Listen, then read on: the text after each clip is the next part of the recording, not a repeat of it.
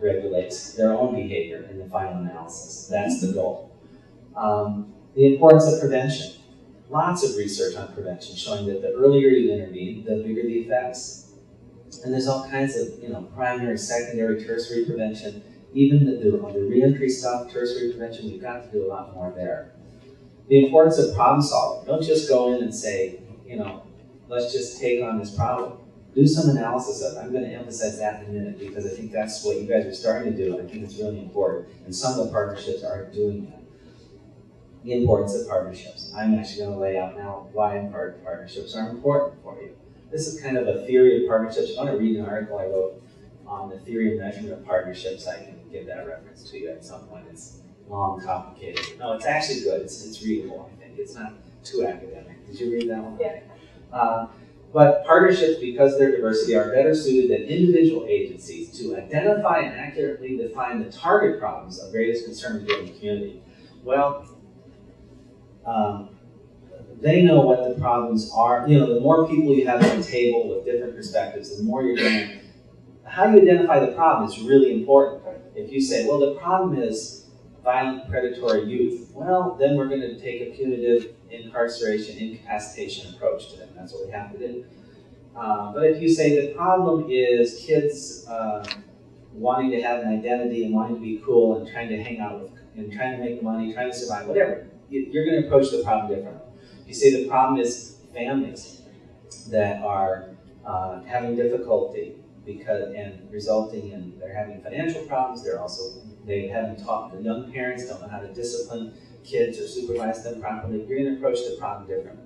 If you see the problem as interaction, out in these youth interacting with each other, and those kind of dynamics escalating into violence, as Deanna and others have done, you're going to approach the problem differently. There's many ways of looking at the youth violence problem, which is why we need to study it and why researchers should be involved as well.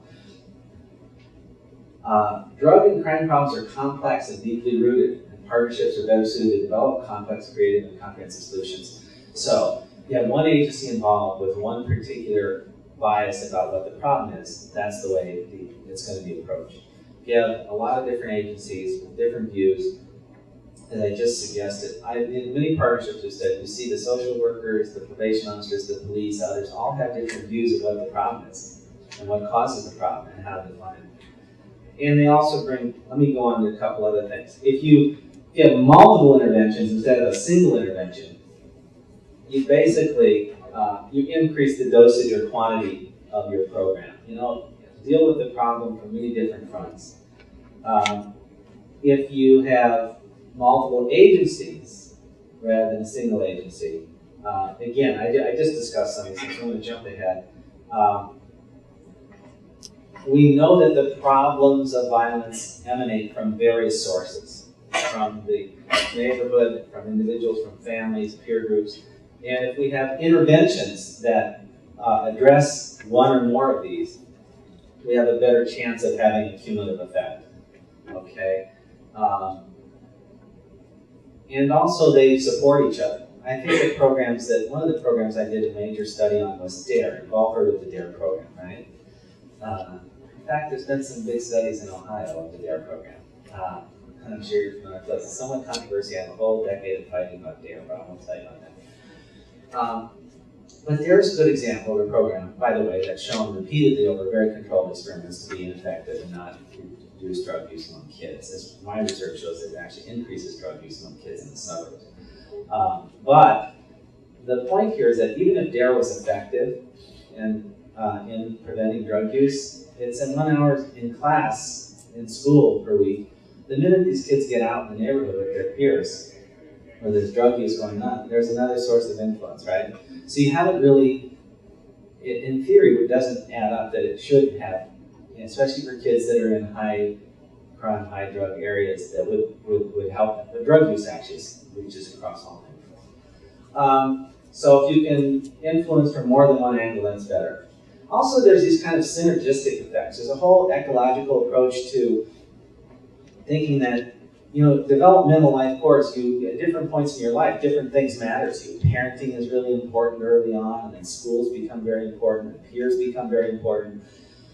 these things, if you can intervene with multiple strategies, they may produce different effects. Maybe a good parenting environment will reduce your chances of delinquency by 20%, let's say. And the schools following up will reduce it by another 20%. But maybe if you have good schools and good parenting, that you reduced it by 50% instead of 40%. That's a synergistic effect. It's like two drugs interacting. It's producing something different than just the two added up together, which is the cumulative effect. We don't know these things. We don't understand them as well because we haven't studied them at that level. But the theory makes sense. Here's my just general theory. So you have these diverse individuals and organizations coming together. They're going to do a better job of identifying the problem, understanding its cause, because they look at it from many different angles. You're going to have more creative interventions, more coordinated effects, better outcomes on the problem. And something I'll talk more about later that I think is really important, better organizational and community outcomes. So one of the things that happens, I think, is that agencies are more accountable to each other. Right now, the police and the social service and everyone else, they can do their own thing and get away with it. But when you have to be accountable to other agencies in a partnership, it changes things. And also the services may be less fragmented, less duplicative if they're coordinated. You also get the private sector involved. You build community capacity. And you also build a new way of doing business because true partnerships, as I'll talk about in a minute, may change the whole way that you think about service delivery. There's lots of intervention decisions. I've already talked about how you define what the target individuals are or neighborhoods. You know, what is a high-risk youth? It could be, you could say it's all kids who have had one felony arrest. You could say it's all kids that are at risk of HIV, or it's all kids in low-income areas. You know, you have to decide on these things. The level of intervention, are we going to focus on individual youth? Are we going to focus on families, third parties, peers, the schools, the churches, lots of different places. And the causal mechanisms. Have a theory about why this is happening. If you really believe that these kids just need surveillance through the police, then fine, have more formal social control. If you think the neighborhood needs to be strengthened, work on organizing the neighborhood and sending new norms and messages out. If you think you can change the situational opportunities, reduce their access to guns, reduce their access to delinquent peers, whatever, focus on those things. Parenting, all these areas we have research in 50 years of criminology to suggest they all are important and that they all contribute. We know that parenting problems exist. What causes bad parenting is a whole other complicated thing, right? But you can intervene at that level. You don't necessarily have to solve the problem of poverty to solve the problem of parenting or the problem of delinquency. It would be nice. I think we were saying last night at dinner, I think we can solve the problem of poverty. I used to think 20 years ago, I'd say, oh, we could never do that. Let's just reduce it by 10%. There's no reason we can't eliminate poverty in the richest nation in the world. Just quickly summarizing this, so we can be more responsive to the problem. We can attack the problem from multiple sources of influence. We can target multiple causal mechanisms. We can encourage interagency cooperation where each brings unique skills and resources, which I didn't emphasize now. And we can encourage the devolution of authority in local communities. That really is important. Why rely always on City Hall and the government to do everything? They play a very important role, but the reality is order and safety are dictated largely by the collective efficacy of the community. One study, and there's been others as well, showing when community organizations come together in coalitions, what makes a viable, strong, lasting coalition? Some of this stuff is very basic that has to be in place. You have to have the resources, the skills, the technology, the funding, the staff. You've got to have something in place. You need an organizational structure. You need leadership, roles, procedures, communication vehicles like newsletters. You need to engage in activities, both strategic activities to reduce the problem, but also maintenance of the organization activities, social gatherings, whatever, events like that. And you need to achieve some successes in your outcomes. People need to know what they're working on is worthwhile. Now, if you're not familiar with these, I encourage you to Google these or something. But we've had partnerships, nothing new. We've had them for a long time. And so there's some classic ones. The Chicago Area Project in the 1930s, the Boston Project, the Manhattan